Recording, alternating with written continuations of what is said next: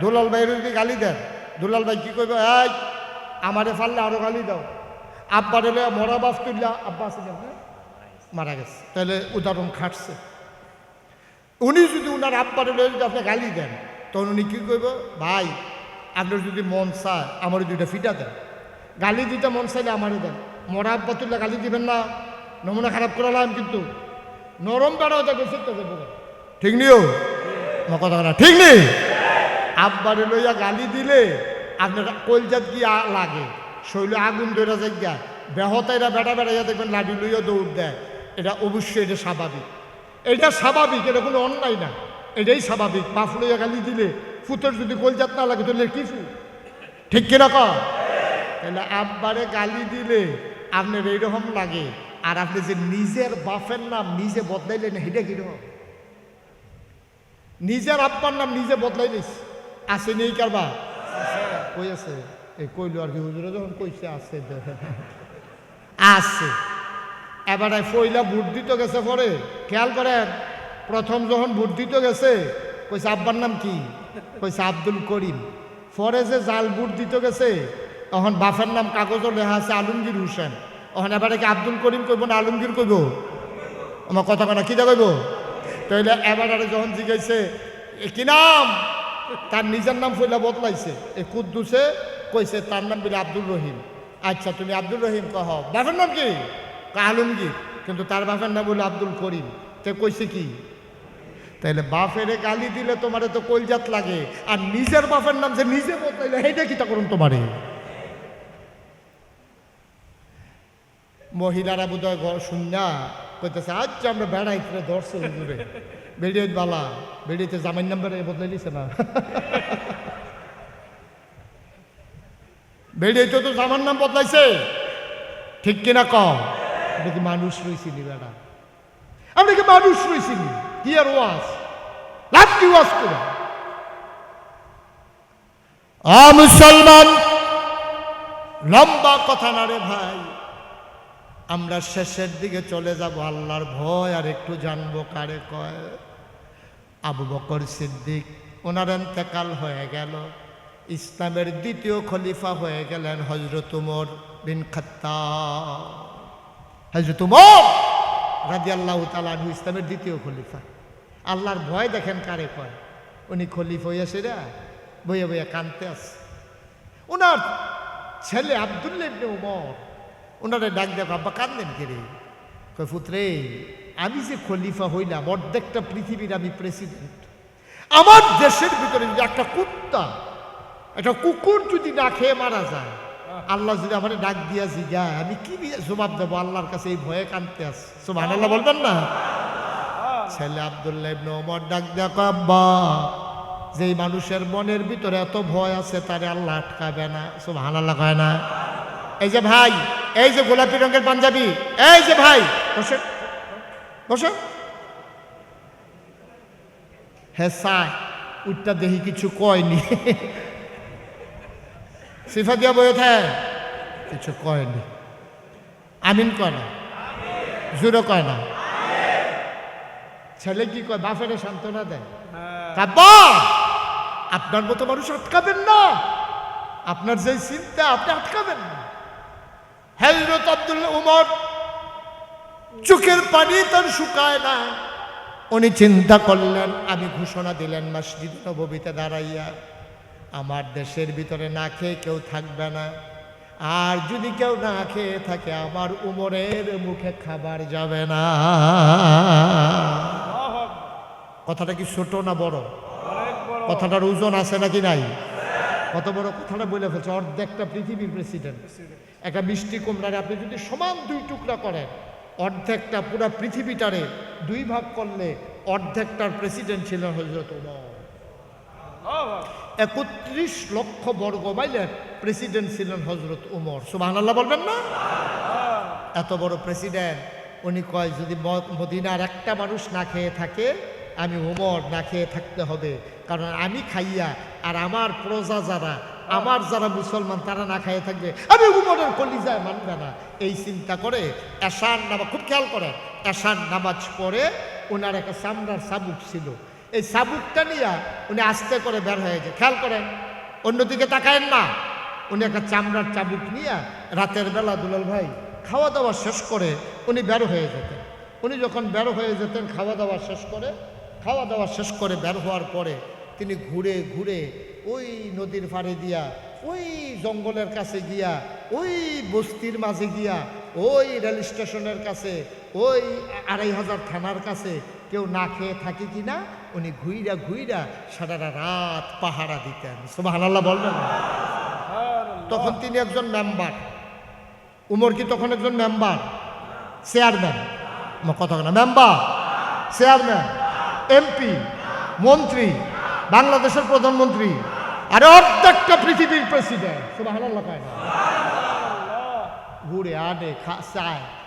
একদিন রাতের বেলা এশার নামাজ পড়ে খাওয়া দাওয়া করে উনি চামড়ার চাবুকটা নিয়ে বের, খুব খেয়াল করেন শিকন কথা, চামড়ার চাবুকটা বের হয়ে গেছে। ঘুরতে ঘুরতে ঘুরতে ঘুরতে একেবারে অজপাড়াগে নিবৃত পল্লীতে বর্ডার বেল্টে সীমান্ত এলাকায় চলে গেছে। গিয়া ঘুরতেছে, মৃদুমন্দ বাতাস, মাঝে মাঝে দূরে শিয়াল ডাকে, ঝিঝি পোকারা মাঝে মাঝে উঠতেছে, মাঝে আকাশের দিকে উনি তাকায়, এরকম হাঁটতেছে। হঠাৎ করে ওনার কানের ভিতরে দুইটা বাচ্চার কান্নার আওয়াজ আসলো। সুবহানাল্লাহ বলবেন না? কার আওয়াজ? হাসির আওয়াজ না কান্নার আওয়াজ? কান্নার আওয়াজ আসছে। উনি শুই না কান পাচ্ছে, কোন দিক থেকে আওয়াজটা আসে খেয়াল করে ওইদিকে তাকাইলেন। তাকাইয়া দেখে অনেক দূরে মিটি মিটি আলো জ্বলতেছে, মিটমিট করে আলো জ্বলতেছে। উনি দিলেন দৌড়। সুবহানাল্লাহ বলবেন না? দৌড়তে দৌড়তে দৌড়তে দৌড়তে একেবারে কাছাকাছি যাওয়ার পরে দেখে বাচ্চার কান্নার আওয়াজ স্পষ্ট হয়ে গেল। আর একটা তাঁবুর ভেতরে মিটি মিটি আলো জ্বলতেছে। উনি খেয়াল করলেন তাঁবুটা চতুর্দিক দিয়া সেরা, ওই সেরা জায়গা দিয়ে আলোটা দূর থেকে দেখা গেছে। উনি উকি মাইরা তাকাইয়া দেখে ঘরের ভিতরে একটা মহিলা, দুইটা বাচ্চা। সুবহানাল্লাহ কয় না? বাচ্চাগুলো উপর হয়ে শুয়ে আছে, পেটের ভিতরে পাথর দেওয়া, বাচ্চাগুলা কাঁদতেছে। আর মহিলারা একটা চুলার ভিতরে আগুন দিয়া পাতিলার ভিতরে কি যেন দিয়া নাড়তেছে। ওমর উকি মেরে তাকাইয়া দেখে পাতিলার ভিতরে পানি আর কয়েক টুকরা পাথর, কয়েক টুকরা পাথর আর পানি। মহিলারা নাড়তেছে। আর হযরত ওমর তাকাইয়া দেখে বাচ্চাগুলা উপর হয়ে শুয়ে আছে। কান পেতে শুনে বাচ্চাগুলা কাঁদতেছে। কি কয়? বাচ্চাগুলা কান্দে আর কয়, আম্মা, ও আম্মা, আম্মা, আম্মা, তুমি না বলছো কাফেরের দেশে খানা নাই গো আম্মা, তুমি না বলছো কাফেরের দেশে খানা নাই, মুসলমানের দেশে খানার অভাব নাই। এই কথা বলে সকালবেলা তুমি কাফেরের দেশ থেকে মুসলমানের দেশে ঢুকেছ। সকাল থেকে দুপুর হলো, দুপুর থেকে সূর্য গড়িয়ে বিকেল হলো, গোধূলি লগ্ন পরন্ত বিকেল, সূর্য ডুবু ডুবু প্রায়, সূর্য হারিয়ে গেল পশ্চিম আকাশে। গরুগুলো গোয়াল ঘরে, পাখিরা আপন নিরে, শিশুরা মায়ের বুকে বুক রেখে ঘুমায়। প্রিয়তম স্বামী প্রিয়তম স্ত্রীকে নিয়ে ঘুমিয়ে পড়েছে। আম্মা, সন্ধ্যা শেষ হয়ে গেল, মাঝ রাত হয়ে গেল। কই তোমার ইসলাম, কই তোমার মদিনা, কই তোমার মুসলমানের দেশ, কই তোমার উমর? মাঝরাত হয়ে গেল, কেউ তো খবরও নিল না।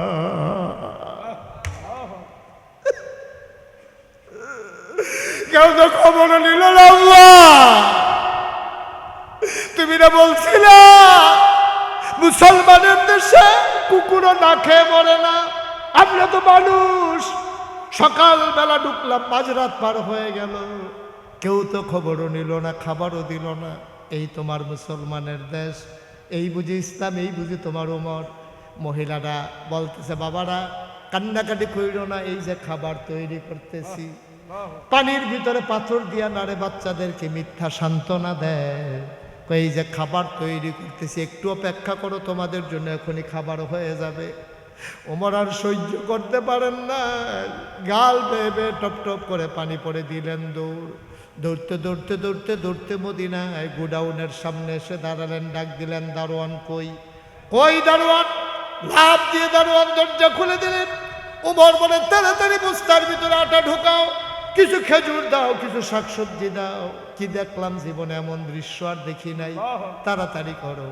আটা দেওয়া হলো, খেজুর দেওয়া হলো, সবজি দেওয়া হলো। বলল, বস্তার মুখ বেঁধে দাও। বস্তার মুখ বেঁধে দেওয়া হলো।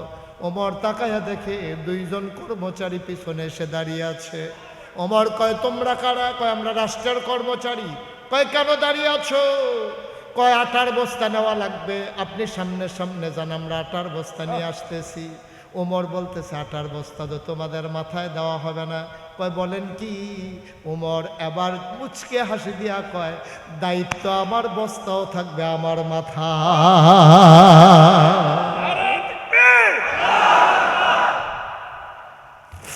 দায়িত্ব আমার, বস্তা আমার মাথায় দাও।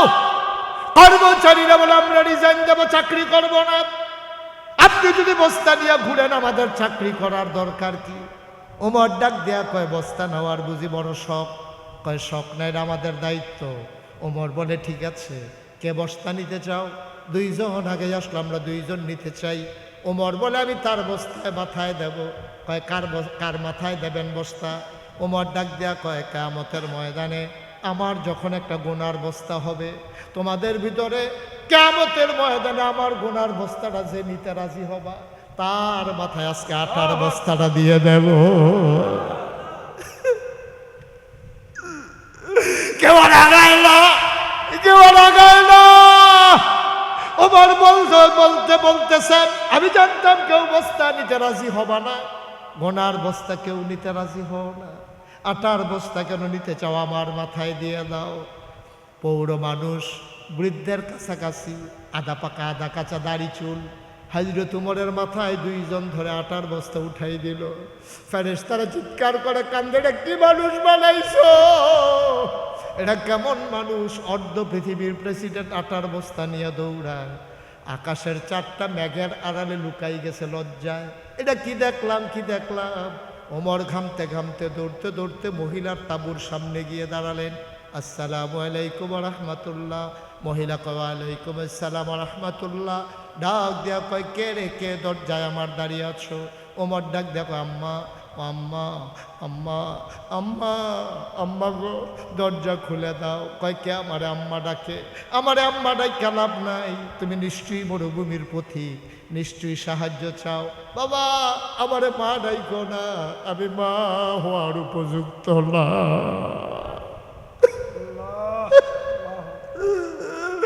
আমারে মা ডাইকো না, আমি কিসের মা? আমি জন্ম দেওয়া বাচ্চাদেরকে 3 দিন হয় খাবার দিতে পারি না, আমি কিসের মা? আমারে মা ডাইকো না। বাবা, তুমি অন্য দরজায় দেখো, আমি গরিব মানুষ, তুমি মন খারাপ করো না, আমার ঘরে কিচ্ছু নাই তোমারে দেওয়ার জন্য, তুমি চলে যাও, কোনো এক সময় আইসো, তোমাকে আমি আদর করে খাওয়াই দেব। ওমর ডাক দেখো, আম্মা গো, ও আম্মা, আমার খাবার লাগবে না, দয়া করে দরজাটা একটু খুলে দাও। আম্মা তাই দেখো কে, তাকাইয়া দেখো কে দাঁড়িয়ে আছে। মহিলা দরজা খুলে দিলেন। মহিলা তো উমর চিনে না, দেখে বুড়ো একটা মানুষ বস্তা নিয়ে দাঁড়িয়ে আছে। মহিলা ডাক দেয়া কয়, কে তুমি? আমার বাড়ি এই এলাকায়, আমি চাই যে যাচ্ছিলাম এই পথেই, শুনলাম তোমার ঘরে 3 দিন হয় খাবার নাই, বাচ্চারা খিদার জ্বালায় ঘুমিয়ে পড়েছে, আমার কাছে সামান্য কিছু আটা ছিল মা, এটা তোমার বাচ্চাদের জন্য নিয়ে আসছি। মহিলা, তুমি যদি অনুমতি দাও, ও আম্মা, তুমি অনুমতি দিলে ভেতরে ঢুকবো, নাইলে নাই। মহিলা কয়, আসো আসো, ভেতরে আসো। আম্মা, ধরে একটু বস্তাটা নামান। মহিলা ধরে বস্তা নামালেন। ওমর আবার ডাক দেয়া কয়, আম্মা, ও আম্মা, তাড়াতাড়ি একটু আটা গুইলা কয়টা রুটি বানান। ওমা, চুলার ভিতরে আগুন ছিল, আগুন দেখে নিভে গেছে। আম্মা, চিন্তা নাই, তুমি তাড়াতাড়ি আটাগুলো রুটি বানাও, এই ফাঁকে আমি ফু দিয়ে আগুন ধরাই দে।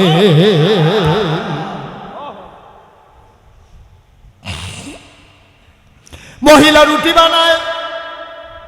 অর্ধ পৃথিবীর প্রেসিডেন্ট, আমিরুল মুমিনিন, খলিফাতুল মুসলিমিন, জান্নাতের সুসংবাদ প্রাপ্ত দ্বিতীয় মানুষ, যার ব্যাপারে নবীজি বলেছেন, আনা খাতামুন নাবিয়্যিন লা নাবিয়্যা বা'দি, আমি হলাম সর্বশেষ নবী, আমার পরে নবী নাই। আমার পরে যদি নবী থাকতো, আমার পরে আমার উমর আমার পরে নবী হইতো। ওই উমর ডাক দেয়া কয়, আম্মা গো, তুমি রুটি বানাও, আমি ফু দিয়ে আগুন ধরাই দেই। ইতিহাস সাক্ষী দেয়, উমর ফু দিয়ে আগুন ধরাই দেয়। মহিলা রুটিগুলা বানাইয়া উমরের হাতে দেয়। উমর খোলার ভিতরে দিয়া রুটিগুলা সেঁকতেছে। রুটি 2টা বানানো হয়ে গেল। ওমর ডাক দেয়া কয় আম্মা অনুমতি দিলে ভাইদেরকে ডাইকে উঠাইতাম, আমার ছেলেরা খায় নাই, তাড়াতাড়ি উঠাও। আবার ওমর তাদেরকে উঠালেন, খেজুর ছিঁড়ে ছিঁড়ে বিচিটা ফালাইয়া টুকরা রুটির ভিতরে খেজুর দিয়া ওমর বাচ্চাদের মুখে দেয়। ওমর কয় আমি লোকমান এই একটা, মুখ চলে আসে দুইটা, একটা মুখেরে ধাক্কা দিয়ে আর একটা মুখেরে খাবার দেই। কোনো মানুষ খাবারের জন্য এমন কারাকারি করতে পারে আমি না দেখলে বিশ্বাস করতাম না। ওমর মহিলারা আবার তাকায়, বারবার চোখের মাঝে মাঝে আর চোখে ওই লোকটার দিকে তাকায়, তাকাইয়া দেখে বুড়া মানুষটা বাচ্চাদের মুখে রুটি দেয় আর গাল বেয়ে টপ টপ করে পানি পড়ে। ওমরের চোখের পানি দিয়ে দাড়ি ভিজে গেছে, বুকের পাঞ্জাবি ভিজে গেছে। ওমর রুটি খাওয়ায় আর কাঁদতেছে। মহিলা ডাক দেয়া কয় বাবা তুমি কি আমি চিনি না, তবে তোমার মতো মানুষ থাকতে ওমর আবার খলিফা হয় কেমনে? তোমার মতো মানুষ থাকতে মদিনায় ওমর কেমনে খলিফা হয়? ওমরের মন বড় শক্ত। ওমর তো খবরও নিল না, সকালে ঢুকলাম, তুমি তো ঠিকই আসলা, তুমি তো আমার খবর নিলা। তোমার খলিফা হওয়ার দরকার, ওমরের খলিফা হওয়ার কোনো দরকার নাই, তার খলিফা হওয়ার কোনো যোগ্যতা নাই। সকালবেলা আমি ঘুরে ঘুরে মদিনার মানুষকে বলবো ওমরকে বাদ দিয়া যেন তোমারে খলিফা বানাই দেয়। ওমরে ডাক দেখো আম্মা এখন এই কথা থাক, তুমি একটা রুটি খাও। মহিলার মুখে রুটি দেয়, মহিলা খায় না, ঢুক গিলতে পারে না, কাঁদতেছে বসে বসে। কয় বাবা সকালবেলা বাচ্চারা আবার খিদার জ্বালায় কান্দে, আমি বুড়া মানুষ, আমি খাবারের জন্য কষ্ট হইল কোনো মতে বেঁচে যাব। বাচ্চাদেরকে কি বলে সান্ত্বনা দেব? আমার রুটি খাওয়ানো লাগবে না, আমি কে সকালবেলা কি খাওয়াবো? ওমর আবার ডাক দেয়া কয় আম্মা, ও আম্মা তুমি সকালবেলা মসজিদে নববীতে আইসো, ওইখানে ওমর বসে, সেখানে আমি থাকবো গো আম্মা। ওমরের সাথে আমার বড় খাতির গো আম্মা। আমি যা বলি উমর তাই করে, আমার কথা উমর ফলায় না। তুমি সকালবেলা আইসো গো আম্মা, আমি উমরকে বইলা তোমার মাসিক রেশনের ব্যবস্থা করে দেব। সকালবেলা উমর চলে আসলেন কাঁদতে কাঁদতে। ফজরের পরে তিনি বসলেন সব মুসল্লিদেরকে সামনে নিয়ে। ওমর সবার সুখ দুঃখের কথা শুনতেছেন, ঘুম নাই, দাড়িগুলো তার উস্কু খুস্কু, চুলগুলো তার এলোমেলো, চোখগুলো তার লাল লাল, কথা বলতেছেন সাহাবাদেরকে নিয়ে। এমন সময় মহিলা দুই বাচ্চা নিয়ে মসজিদে নববীর দরজায় দাঁড়াইছে। দাঁড়ায় একজন মানুষকে জিজ্ঞেস করে ভাই, ও ভাই এই জায়গার ভিতরে উমর কোনটা দেখান দেখি। ওই যে মাঝে বসে আছে লম্বা মানুষটা, এটাই তো উমর। মহিলা তাকাইয়া দেখে আঙ্গুল দিয়া যারে উমর দেখাইছে এই মানুষটার কেউ না, রাতের বেলা যে ফু দিয়ে আগুন ধরাইছে।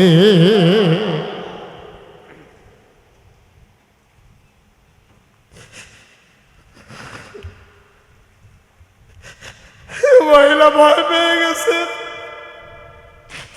ওমর আমাকে ছাড়বে না, আমি ওমরকে গালাগালি করেছি। মহিলা আবার বাচ্চাদের দুই হাতে ধরে দিছে দৌড়। ওমরের নজর পড়ে গেছে, ওমর দৌড় দিয়া বের হয়ে আসছে। মহিলার সামনে গিয়া দাঁড়ায় কয় আম্মা, ও আম্মা, আম্মা কেন দৌড় দিছ গো আম্মা? কয় বাবা তোমারে আমি অনেক গালাগালি করছি। ওমরের হাতে চামড়ার চাবুকটা ছিল। ওমর ডাক দেয়া কয় আম্মা এই নাও চামড়ার চাবুক, পিটাইতে মন চাইলে পিটাও, গালি দিতে মন চাইলে আরো গালি দাও, গালি দিতে যদি মন চায় আরো দাও, পিটাইতে মন চাইলে পিটাও।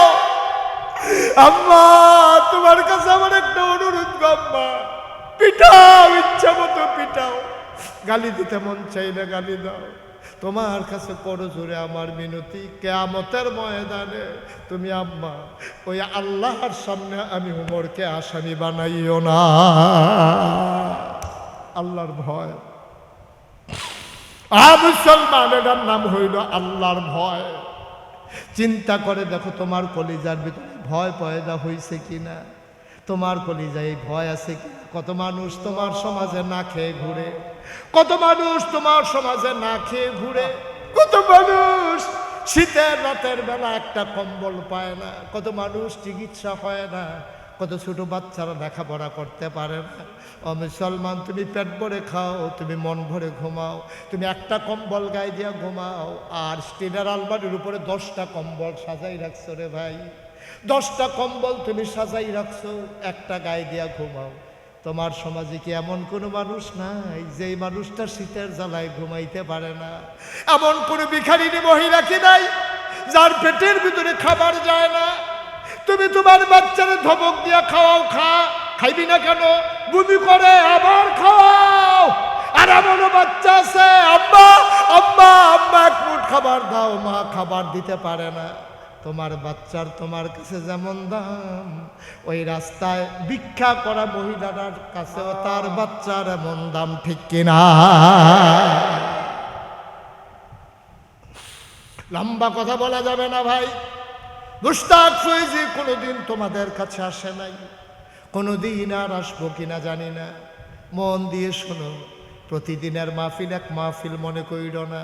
33 বছর মুশতাক ফৈজি মাহফিল করি, মাহফিলে কদম দিলে মাহফিলটার ওজন বুঝি।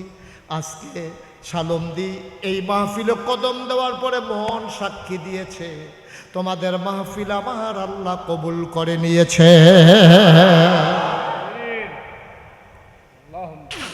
একটা লোক আমরা উঠবো না, একটা লোক আমরা যাব না। তুমি মাহফিলের ওজন বুঝো নাই, তুমি মনে করছো মাহফিল মানে হচ্ছে মাইক, মাহফিল মানে হচ্ছে হুজুর, মাহফিল মানে হচ্ছে কতক্ষণ কথা শোনা। তুমি মাহফিলের ওজন বুঝো নাই। মাহফিলের ওজন বুঝছে তোমার আব্বা যারে তুমি কবরে শোয়াইছো। মাহফিলের ওজন বুঝছে দুলাল ভাইয়ের আব্বা। আমি কিতাবে পেয়েছি, মানুষটা যখন মারা যায়, যখন এলাকায় কোনো দোয়ার মজলিস বসে যায়, রুহানি হালাতে মাহফিলের চতুর্দিক দিয়ে এসে দাঁড়াই যায়। সুবহানাল্লাহ কয় না? তুমিও দেখো না, আমিও দেখি না, দেখে ফেরেশতারা। ফেরেশতারা কয় কি গো তুমি এখানে এসে দাঁড়াইছো কেন? কিও তুমি ভাই এখানে তোমার কি? তোমার ফুতে তো দুনিয়াতে আছে, তোমার ছেলে তো মাহফিলে আইছে, তোমার কাজ কি? ওই লোকটা শাহ আলম ভাইয়ের আব্বা কি কয় জানো নাকি? ডাক দেয়া কয় ফেরেশতারে, ও ফেরেশতা আমারে তারাই দিও না।